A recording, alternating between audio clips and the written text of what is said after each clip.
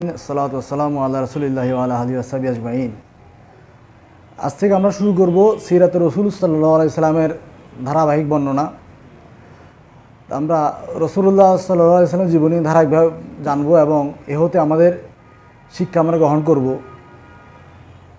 আল্লাহ সুবহানাহু ওয়া তাআলা সূরা আহজাবের 21 নম্বর আয়াতে বলেন, আউযু বিল্লাহি মিনাশ শাইতানির রাজিম, লাকাদ কানা লাকুম ফি রাসূলিল্লাহি উসওয়াতুন হাসানাহ লিমান কানা ইয়ারজুল্লাহা ওয়াল ইয়াউমাল আখিরা ওয়া যাকারাল্লাহা কাসীরা। আল্লাহ সুবহানাহু ওয়া তাআলা বলেন, রসুলের জীবনে রয়েছে তোমাদের জন্য সর্বোত্তম আদর্শ। তবে এখানে আল্লাহ সুবহানাহু ওয়া তাআলা শর্ত দিয়েছেন লেমান কানা, তাদের জন্য যারা ইয়ারজুল্লাহ আল্লাহর দিকে রুজু করে, ওয়াল ইয়াউমিল আখিরা এবং আখিরার দিকে তারা প্রত্যাবর্তন করতে চায়, ওয়া যাকারাল্লাহু কাসীরা এবং যারা আল্লাহ সুবহানাহু ওয়া তাআলাকে অধিক হারে স্মরণ করে। তার রাসূলুল্লাহ সাল্লাল্লাহু আলাইহি ওয়াসাল্লাম আমাদের জন্য উত্তম আদর্শ তখনই হবে যখন আমি তিনটা শর্ত মেনে নিব।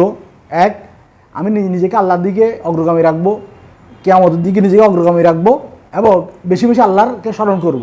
তবে রাসূলুল্লাহ সাল্লাল্লাহু আলাইহি ওয়াসাল্লাম আমার জন্য সর্বোত্তম আদর্শ। যে দুনিয়া নিয়ে পড়ে আছে, যে আল্লাহকে স্মরণ করে না, আল্লাহর ইবাদত করে না, ও তার জন্য রাসূল সাল্লাল্লাহু আলাইহি ওয়াসাল্লাম কখনো উত্তম আদর্শ নয়। তাহলে উত্তম আদর্শ তখনই হবে যদি আমি নিজেকে আল্লাহর দিকে রজ্জু করি। তবে তখন রাসূল সাল্লাল্লাহু আলাইহি ওয়াসাল্লাম যদি আমি উত্তম আদর্শ মেনে নিই, তাহলে আমাকে জানতে হবে রাসূলুল্লাহ সাল্লাল্লাহু আলাইহি ওয়াসাল্লাম কীভাবে জীবনযাপন করেছেন এবং সেই মোতাবেক নিজেকে চলার জন্য চেষ্টা করতে হবে।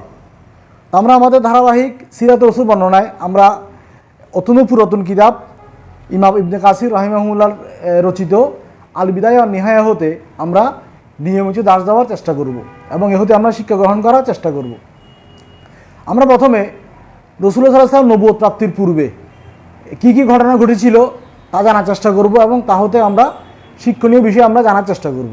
আজ আমাদের আলোচ্য বিষয় হচ্ছে কি, যায়েদ ইবনে আমর ইবনে নুফাইল রাদিয়াল্লাহু তাআলা আনহু সম্পর্কে আমরা জানব। যায়েদ ইবনে নুফাইল ছিল এই জান্নাতের সুসংবাদ প্রাপ্ত 10 জন সাহাবীদের একজনের পিতা। সাইদ ইবনে যায়েদ, তার পিতা হচ্ছে যায়েদ ইবনে নুফাইল। যায়েদ ইবনে নুফাইল তিনি ছিলেন জাহিলি যুগে একমাত্র ইব্রাহিমী ধর্মের অনুসারী। মানে যায়েদ ইবনে নুফাইলের ভাষ্যমতে তিনি একমাত্র ব্যক্তি যিনি ইব্রাহিমী ধর্মের উপর অধিষ্ঠিত ছিলেন। তিনি বলেছেন যে তিনি ছাড়া আর কেউই ইব্রাহিমী ধর্মের উপর ওই সময়ে ছিলেন না। যায়েদ ইবনে নুফাইল ছিল ওমর ইবনে খাত্তাব রাদিয়াল্লাহু তাআলা আনহুর পিতা, খাত্তাবের চাচাতো ভাই।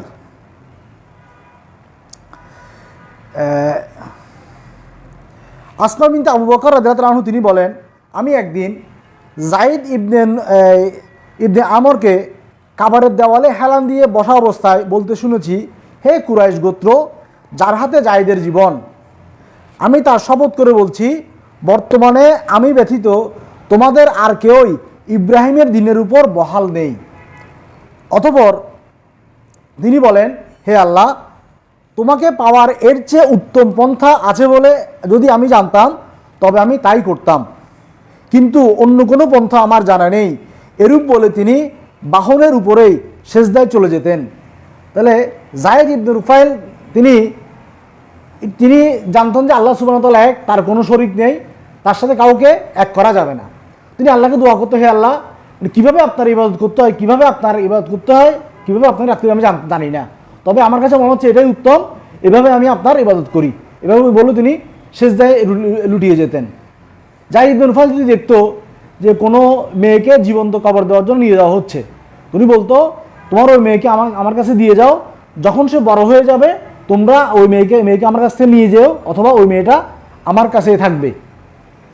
এবং উনি এমনকি ওই তখন মক্কার লোকেরা, মক্কার কাফেররা যদি কোনো পশু জবাই করতো, উনি ওই পশুর মাংস উনি খেত না, কারণ ওইগুলো কোনো দেবদেবীর নামে জবাই করা হয়েছে বা কোনো গায়ুদের নামে জবাই করা হয়েছে, উনি কখনোই ওই মাংসগুলো উনি খেত না। উনি বলতো এভাবে যে বকরিকে আল্লাহ সুবহানাহু ওয়া তাআলা জীবন দিয়েছে, যে বকরিকে আল্লাহ সুবহানাহু ওয়া তাআলা পানি দিয়ে খাদ্য দিয়ে বড় করেছে, সেই বকরি কীভাবে তোমরা গায়ুদের নামে জবাই করো। দেখে না, একটা শিক্ষণীয় বিষয় আছে যে যারা আজকে আল্লাহকে বাদ দিয়ে বিভিন্ন দেবদেবীর নামে, পীরের নামে, এই খানকার নামে, মাজারের নামে পশু জবাই করতেছে, এটা একটা শিরক। আল্লাহ ব্যতীত কারো নামে কোনো কিছু জবাই করা যাবে না। কেন? কারণ যিনি জীবন দিয়েছেন, জীবনটা অবশ্য তার নাম দিয়ে নিতে হবে। যিনি জীবন দিবেন একজনে, জীবনটা উৎসর্গ হবে আরেকজনের নামে, এটা কখনো হতে পারে না। যেহেতু আল্লাহ সুবহানাহু ওয়া তাআলা পশু পাখির জীবন আল্লাহ সুবহানাহু ওয়া তাআলা দিয়েছেন, এবং ওই পশু পাখিগুলোকে অবশ্যই এই আল্লাহ সুবহানাহু ওয়া তাআলার নামে কী করতে হবে? জবাই করতে হবে। এজন্য তিনি কখনো ওই মক্কার লোকদের রান্না করা কোনো কিছু পশুর পাখির কোনো মাংস তিনি খেতেন না, কারণ এগুলো গায়রুল্লাহর নামে জবাই করা। এমনকি একবার রাসূলুল্লাহ সাল্লাল্লাহু আলাইহি সাল্লাম যায়েদ ইবনে হারেসাকে নিয়ে কিছু ছাগলের মাংস খাচ্ছিল। রাসূলুল্লাহ সাল্লাল্লাহু আলাইহি সাল্লাম যায়েদ ইবনে হারেসাকে নিয়ে ছাগলের কিছু মাংস খাচ্ছিল। তো উনি পাশ দিয়ে যাওয়ার সময় তাকে অফার করা হলো যে আপনি একটু আমাদের কাছ থেকে খান। তো উনি বলছে এরকম যে আমি কোনো দেবদেবীর নামে উপাস্য করা জবাই করা পশুর মাংস আমি খাই না। মানে যেহেতু তখন পুরোটা জাহেলি যুগ, সবাই পাপ কাজে নিমজ্জিত, সবাই শিরকের মধ্যে নিমজ্জিত। এখন যায়েদ ইবনে নুফাইল মনে করছে রাসূলুল্লাহ সাল্লাল্লাহু আলাইহি ওয়াসাল্লাম বোধহয় ওই দেবদেবীর উপাসনা করে, উনিও বোধহয় ওই দেবদেবীর জন্য জবাই করা মাংস খাচ্ছে। কিন্তু রাসূলুল্লাহ সাল্লাল্লাহু আলাইহি ওয়াসাল্লাম কখনো দেবদেবীর উপাসনা করে নাই, উনি কখনো গায়রুল্লাহর নামে কুরবানি করা কোনো পশুর মাংস খায়নি। কিন্তু উনি মনে করছে রাসূলুল্লাহ সাল্লাল্লাহু আলাইহি ওয়াসাল্লাম বোধহয় এমন, মানে তখন অবস্থা এত খারাপ ছিল যে রাসূলুল্লাহ সাল্লাল্লাহু আলাইহি ওয়াসাল্লাম ছিল ইব্রাহিমের ধর্মের অনুসারী, অন্যদিকে যায়েদ ইবনে নুফাইল ছিল ইব্রাহিমের ধর্মের অনুসারী, তবে একজন অপরজনকে চিনত না। মানে সমাজ তখন এত কলুষিত ছিল যে ও ভালো লোক, কিন্তু এ মনে করতো এ খারাপ লোক, এ মনে করতো এ খারাপ লোক, অবস্থা ছিল এমন। জাহেলি যুগটি এত ভয়ঙ্কর ছিল। এমনকি এই যায়েদ ইবনে নুফাইলের গোত্রের লোকেরা তাকে গোত্র থেকে বের করে দেয়, বলে যে এই আমাদের সবার মতো চলে না, আমরা সবাই দেবদেবীর মাংস জবাই করা মাংস খাচ্ছি, ও খাচ্ছে না, আমরা মূর্তি পুজো করি, ও করে না, ও আমাদের মতন, ওকে আমাদের সমাজ থেকে কী করে দিতে হবে? বিচ্যুত করে দিতে হবে, বের করে দিতে হবে। তো উনি কী করতো? মক্কার অনেক উঁচু একটা স্থানে গিয়ে একা থাকতো, মাঝে মধ্যে রাতের বেলা এসে কাবা ঘরে এসে তাওয়াফ করতো বা ওখানে ভ্রমণ করতো, কিন্তু ওনার পাহারা বসাইতো, এই জন্য ঢুকতে না পারে, কারণ এই যদি ঢুকে আমাদের এখানে কী হবে? বিশৃঙ্খলা তৈরি হবে। তো তখন অর্থাৎ এই তার বিষয়টা হচ্ছে এমন, রাসূলুল্লাহ সাল্লাল্লাহু আলাইহি সাল্লামকে যখন তার সম্পর্কে জিজ্ঞাসা করা, ইয়া রাসূলুল্লাহ যায়েদ ইবনে নুফাইল সম্পর্কে আপনি কি বলেন? সে তো ইসলাম কবুল করে নাই, অথবা আপনার নবুয়ত প্রাপ্তির পূর্বে তার মৃত্যু ঘটছে, তার সম্পর্কে আপনি কি বলেন? তো রাসূলুল্লাহ সাল্লাল্লাহু আলাইহি সাল্লাম বলেন, ঈসা আলাইহিস সালাম এবং আমার মাঝখানে যায়েদ ইবনে নুফাইল একক উম্মত হিসেবে দাঁড়াবে। মানে কিয়ামতের দিন প্রত্যেকটা নবী তার উম্মতকে নিয়ে কিয়ামতের দিন দাঁড়াবে। যায়েদ ইবনে নুফাইল সে একা একজন উম্মত হিসেবে দাঁড়াবে, মানে সে হচ্ছে একা একটা উম্মত, কারণ সে ইব্রাহিমের ধর্মের উপর ছিল। তার দেখো যে তাওহীদবাদী তার দাম কত বেশি, সে কিয়ামতের দিন একা দাঁড়াবে, মানে সে একা একটু উম্মত।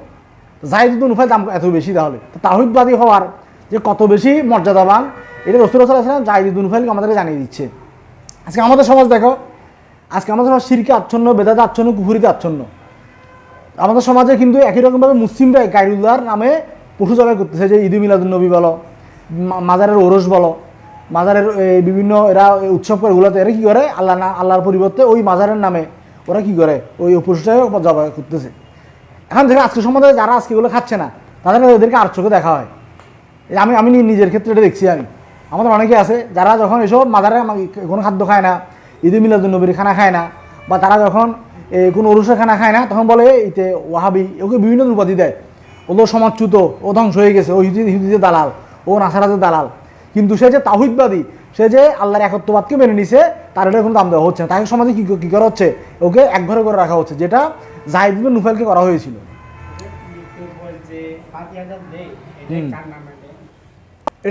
এটা হচ্ছে বেদাত। কারণ রাসূল সাল্লাল্লাহু আলাইহি ওয়াসাল্লাম এরকম কোনো ফাতিহার অনুষ্ঠান চালু করেন নাই যে কেউ একজন যদি মারা যায় তাকে তার নামে কী করতে হবে? খানার আয়োজন করতে হবে, এরকম কোনো নিয়ম রাসূলুল্লাহ সাল্লাল্লাহু আলাইহি ওয়াসাল্লাম থেকে আসে নাই। যদিও সে পশুটা জবাই করতেছে আল্লাহর নামে, কিন্তু অনুষ্ঠান হচ্ছে বেদাত। যেহেতু রাসূলুল্লাহ সাল্লাল্লাহু আলাইহি ওয়াসাল্লামের সুন্নাহ অনুযায়ী অনুষ্ঠানটা হচ্ছে না, এই অনুষ্ঠান বৈধ নয়। তাহলে আজকে আমার সমাজে তুমি দেখবা যে তাওহীদবাদী, তার বিরুদ্ধে সবাই একাট্টা হয়ে যায়। কিন্তু সমাজে কোনো যদি বাতিল লোক থাকে, মনে করো আবুল পীর, বাবুল পীর, আবুল পীরের লোক বাবুল পীরের সাথে একসাথে সালাত আদায় করে, ওরা একসাথে সব কিছু করে, কিন্তু একদম তাওহীদবাদী লোকের বিরুদ্ধে ওরা সবাই এক হয়ে যায়। সমাজে আমাদের সমাজে অনেক বাতিল ফেরকা আছে, হিজবুত তৌহিদ, যে বিভিন্ন পীর, এই যে মাইজভান্ডারি, তারপর হচ্ছে যে গৌসুল আজম, কি যেন আর কি বলে না, এই মাইজভান্ডারি, কি আরেকটা কি আছে না, মৌসুল আউলিয়া, বিভিন্ন বাতিল ফেরকাগুলো আছে, বিভিন্ন এক একটা পীরে এক এক তরিকা, এক এক সিস্টেম। কিন্তু দেখো যখন কোনো তাওহীদবাদীর বিরুদ্ধে সময় হবে, তখন তারা সবাই কি হয়ে যায়? এক হয়ে যায়। মানে পৃথিবীর এটাই সিস্টেম, এটা এখন থেকে না, এটা একেবারে দুনিয়ার শুরু থেকে এই সিস্টেম চালু হয়ে আসছে। যায়েদ ইবনে নুফাইল সে বলছে কি তোমাদের ওই গায়রুল্লাহর নামে জবাই করা পশু মাংস আমি খাবো না। তোমরা মূর্তির সামনে মাথা নত করো, আমি মূর্তির সামনে মাথা নত করবো না, আমি এক ইব্রাহিম ধর্মের উপরে থাকবো আমি। তো সবাই কি তার বিরুদ্ধে কী হয়ে গেছে, একটা হয়ে গেছে। কিন্তু এখানে দেখো এক একজন এক এক মূর্তির উপাসনা করে, কেউ হুবল মূর্তি, কেউ এই যে লাতুর উপাসনা করে, কেউ উজ্জ্বল উপাসনা করে। তাহলে সব এক একজন এক এক মূর্তির উপাসনা করে, এক এক মূর্তির নামে তারা পশু জবাই করছে, তারা খাচ্ছে এগুলো। কিন্তু ও কেন এই যে মূর্তি পূজা করতেছে না, কেন গাড়িদের উপাসনা করতেছে না, কেন গাড়িদের নামে জবাই করে পশু খাচ্ছে না, সবাই এই বিরুদ্ধে একটা হয়ে গেছে।